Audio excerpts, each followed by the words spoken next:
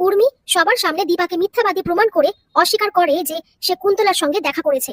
তখন প্রবীর দীপার কাছে হাত জোড় করে দীপাকে বলে এই বাড়ি থেকে বেরিয়ে যেতে। সেই সময় অবিনাশ রিপোর্ট নিয়ে বাড়িতে আসে আর সবার সামনে বলে উর্মি যেই ওষুধ সূর্যকে খাওয়াচ্ছে সেই ওষুধে কোনো কিছু পাওয়া যায়নি। দীপ বাইরে এসে দীপাকে বলে বাড়ির যা পরিবেশ আমি এখানে থাকতে চাই না, আমি তোমার সঙ্গে চলে যাব। দীপা বলে তুই তো আমার ছেলের মতো, তুই আমার ভরসা, তোর জ্যাজাকে তুই চোখে চোখে রাখবি। এরপরে দীপ খেয়াল করে দেখতে পারে সূর্য আবারও স্বাভাবিকের মতো কথাবার্তা বলছে।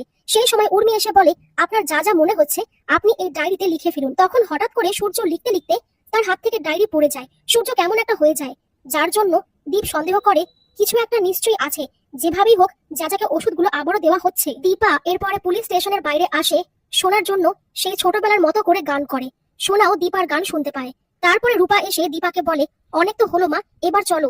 দীপা বলে একটু পরে সোনাকে কোর্টে তোলা হবে, আমি এখান থেকে যেতে পারবো না। কুন্তলা সেনগুপ্ত বাড়িতে আসে।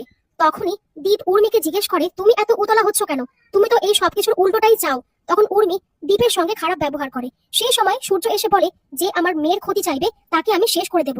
তখন কুন্তলা এসে বলে ওই মহিলা দীপা সেনগুপ্ত, সেই তো আপনার মেয়ের ক্ষতি চাইছে। কুন্তলা তারপরে সোনাকে এসে বলে তোমার মাকে তোমার পাশে ঘেঁষতে দিও না, যেভাবে আমার ছেলেটাকে নিয়ে মিথ্যা মিথ্যা কথা বলে তোমাকে উত্তেজিত করে দিল। ঠিক সেই সময় দীপা যখন পূজোর ফুল নিয়ে সোনার কাছে আসে, সোনা দীপার মুখের ওপরে থু করে বলে তুমি মা নয়, তুমি আমার জীবনের অভিশাপ। সেই সময় কুন্তলা এসে দীপাকে বলে আপনাকে ভেতরে কেউ এলাও করবে না।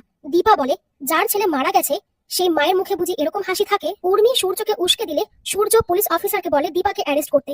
অবিনাশ বলে এইটা একটা অন্যরকম কেস, তাই দীপা সেনগুপ্ত ভেতরে যাবে কিনা সেটা উনি ডিসাইড করবে। সূর্য যখন অবিনাশের কলার ধরে টানে, অবিনাশ বলে আপনি কিন্তু এর জন্য অ্যারেস্টও হতে পারেন। তখন সূর্য বলে এই ঘটনাটা এর আগেও ঘটে গেছে, তাই না?